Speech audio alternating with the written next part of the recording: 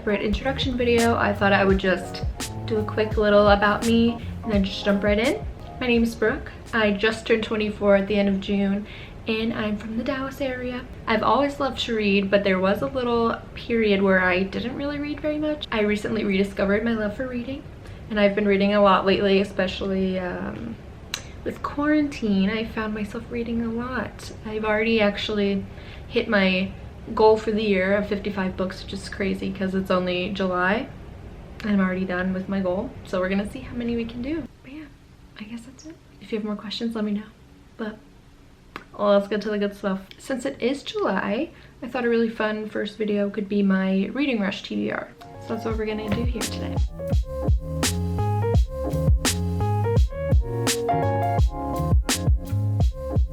If you don't already know, the reading rush is I think it's usually a week, and you read as many books as you can, and they have prompts for you to kind of help you pick books to read. So this year it's going to be July 20th through the 26th, so it's a good little chunk of time to like read as much as you can. I'm taking it more of just like a fun challenge. I don't want to stress myself out and like feel bad if I don't do it, because that's kind of not the point. Also, a few of these books can double up on some prompts, which is like even better, because then there's more of a chance that I can do it. Okay, number 1, I have my list on my phone. Read a book with a cover that matches the color of your birthstone. So there's 3 birthstones for June: Pearl, Moonstone, and Alexandrite. I already had a lot of options, but then Alexandrite gives me even more options because it varies a lot in color from reddish purple to bluish green.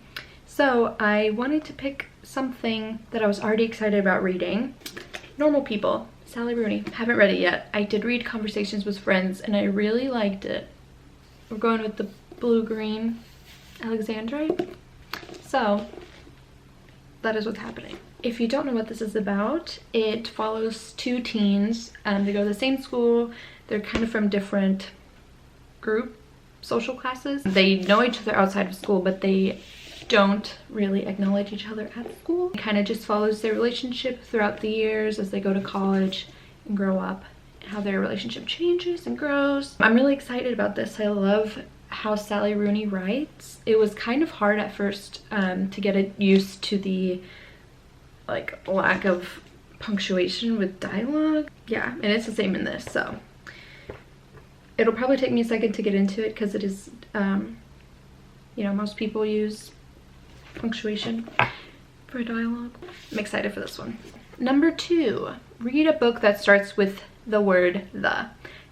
So I picked The Song of Achilles by Madeline Miller. First of all, can we just like admire this cover?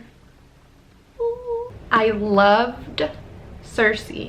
Loved it. I don't know why I haven't read this yet. Again, like I'm just slacking. I have a TBR of 80 million books and I just buy more and don't read the ones I have because I suck. I'm really excited for this one too. It is Greek mythology retold. It is the story of Achilles and Patroclus.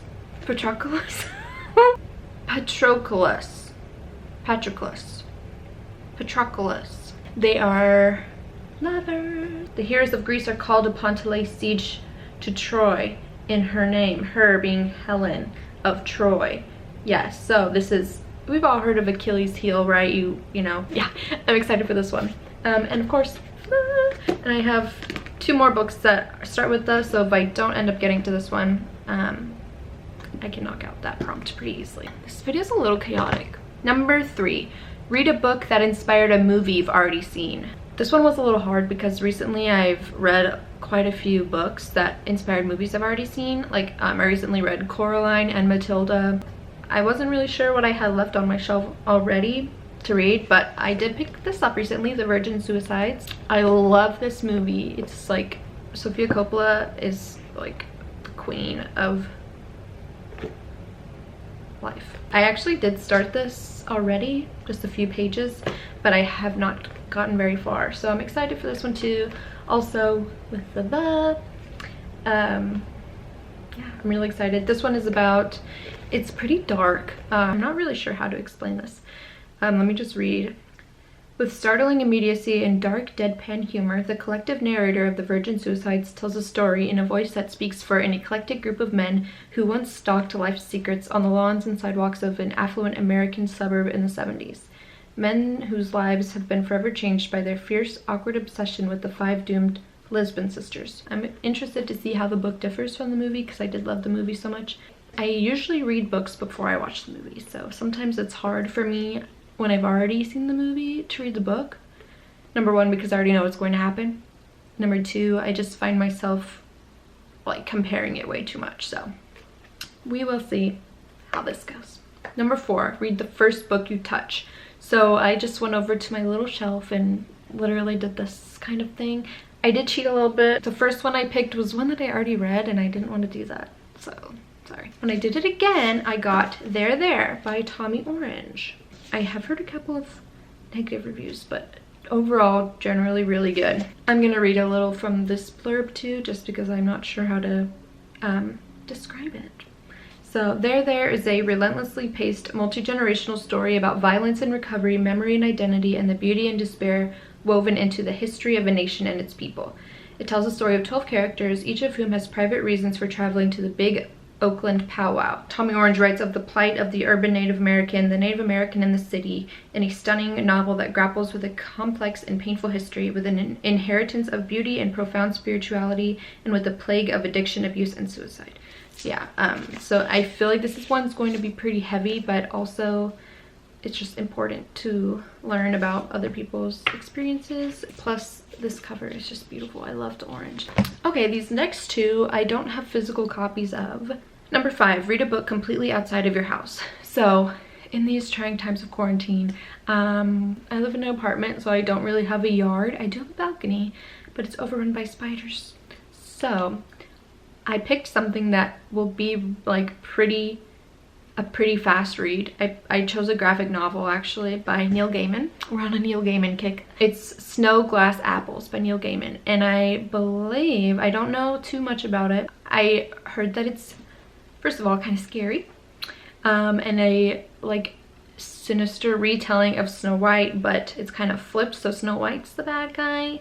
Very interesting twist on a classic, and also a genre I don't really read that much. I feel like I can knock that out pretty fast and then sit somewhere on my balcony where I don't get attacked by spiders. And that kind of also goes for the next prompt, which is number 6, read a book in a genre that you've always wanted to read more of. So Snow Glass Apples could be for like graphic novels. I want to read more graphic novels. Or I did pick a romance. I picked Aisha at Last by Uzma Jalaluddin. It's a modern retelling of Pride and Prejudice, but with like Muslim characters in I believe it's a community in Toronto. Love Pride and Prejudice, love retellings of classics, so I'm really excited for this one. I think it's going to be super cute and fun, and I've heard a lot of really great things about it, so I'm excited. I love romantic comedies. I like nice stories. I just don't really read romance, so I'm excited to branch out and read that one. Number 7, read a book that takes place on a different continent than where you live. I had a lot of choices for this. So again, I kind of just thought, what's been on my, my TBR for a while? I picked The Girl with the Louding Voice by Abi Dare. First of all, can we look at this beautiful cover? Okay, also with the birthstone, right? Alexandrite. Maybe we can count this blue purple if we finish this and not the other one. Also, this one can knock out 3, so I'm gonna try to make this one a priority, just get all 3 of those out of the way if we don't have time to finish the others. The cover is beautiful. I love the artwork. It's just like, there's just so much going on. I don't know. I'm not sure what this is. Read with Jenna. Hi, Jenna. I believe the gist is it's a teenage girl in Nigeria who's forced into a marriage with an older man and then finds herself as a servant, basically, and just kind of goes through her life as she learns to speak out for herself. I've heard great things about this one too, and I'm really excited for that one. And there you have it. That's my little stack. Again, I'm not going to put a lot of pressure on myself to finish these, just because I think the point of the reading rush is not only, it just kind of, I think it's more to encourage reading than it is to like beat yourself up if you don't finish a challenge. So I'm just gonna take it easy, guys. So yeah, if you are considering joining the challenge, I think you should pick books that you're already excited about and just find an extra motivation to read them. And it's just about having fun, so don't put pressure on yourself. I hope you enjoyed this video. I hope you got some good ideas for your own TBR. I'm excited to read these. I think I will do a vlog during Reading Rush. I'm sure there'll be a lot of other people doing vlogs too, which I just think those are keep you updated. Wish me luck. I wish you luck. See you next time. Bye.